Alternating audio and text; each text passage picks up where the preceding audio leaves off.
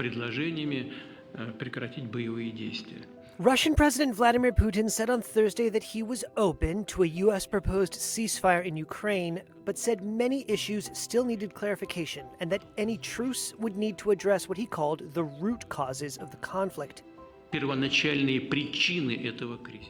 A day earlier, Moscow presented the U.S. with a list of demands to end its war in Ukraine, including preventing Kiev from joining NATO, ruling out foreign troops in the country, and recognition of Russian sovereignty over 4 provinces it claims to have annexed. Earlier this week, American and Ukrainian officials agreed to an immediate 30-day ceasefire, and U.S. Secretary of State Marco Rubio said that Russia's response to the offer would say a lot about Moscow's true intentions. So we hope to have a positive answer from them. The ball is truly in their court. Donald Trump had said in the White House on Wednesday that he hoped the Kremlin would agree to end what the U.S. president called a bloodbath. And hopefully we can get a ceasefire from Russia, and if we do, I think that would be 80% of the way to getting this horrible bloodbath finished. It's a bloodbath. Президента Соединенных Штатов, господина Трампа, Putin thanked Trump for his efforts to end the war and said he might call Trump to discuss the issue. If Putin's answer seemed diplomatic, Kremlin aide Yuri Ushakov was more blunt when asked about the U.S. proposal for an immediate truce. A temporary ceasefire, what does it give us? It gives us nothing. It only gives the Ukrainians an opportunity to regroup, gain strength, and to continue the same thing. Putin sent tens of thousands of Russian troops into Ukraine in 2022 in what he called a special military operation, triggering the largest military conflict in Europe since World War II and the starkest confrontation between Moscow and the West since the end of the Cold War. After severe setbacks early in the invasion, Russian forces have been advancing since mid-2024 and control nearly a fifth of Ukraine's territory. And they seem close to completely retaking a piece of Russian territory in Kursk that Ukrainian forces captured last summer. In a sign of the Kremlin's growing confidence, Putin donned a military uniform for a visit to his commanders in Kursk on Wednesday and told them to finish the job, quote, in the shortest possible time frame. U.S. Special Envoy Steve Witkoff is in Moscow Thursday to meet with Putin to further discuss the proposed ceasefire.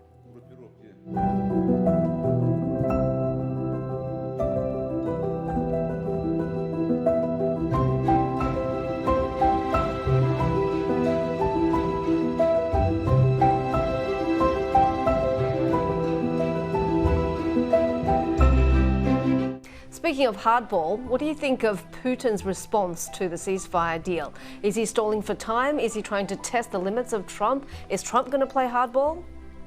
Well, I think this is a contest, if you like, because what Putin's doing is he's seeing how far he can push Trump. Now, Trump's tried to suck up to him for reasons that I do not understand and do not follow at all. But Trump's tried to be nice to him. No one has ever succeeded being nice to Putin, and Trump won't either.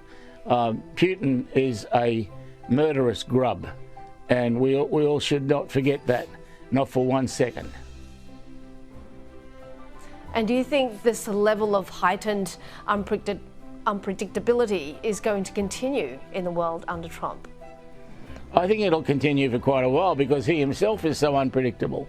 You never know what he's going to do when he wakes up each morning. This guy is not driven by ideology. He doesn't seem to have one, other than he's pro-Trump. But otherwise, you can't tell what he's about. He doesn't have some economic plan, that's for sure. But he does have some favourite ideas, and tariffs one of his big ideas. I think destined to fail, but that's one of his big ideas. He thinks that's going to help America. Is that going to drive up support for liberal leaders in other countries? Well, I don't think it's got anything to do with our domestic politics. So no, I don't believe so.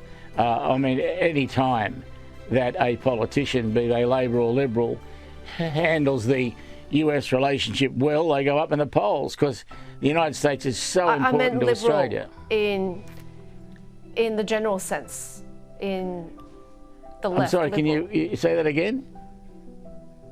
Sorry, I meant liberal leaders as in the left side of the political spectrum. Oh, I see, yeah. Well, I think it aids to some extent people who are on the left, I always find it difficult to describe myself as someone who's on the left, but according to your definition, I think I am.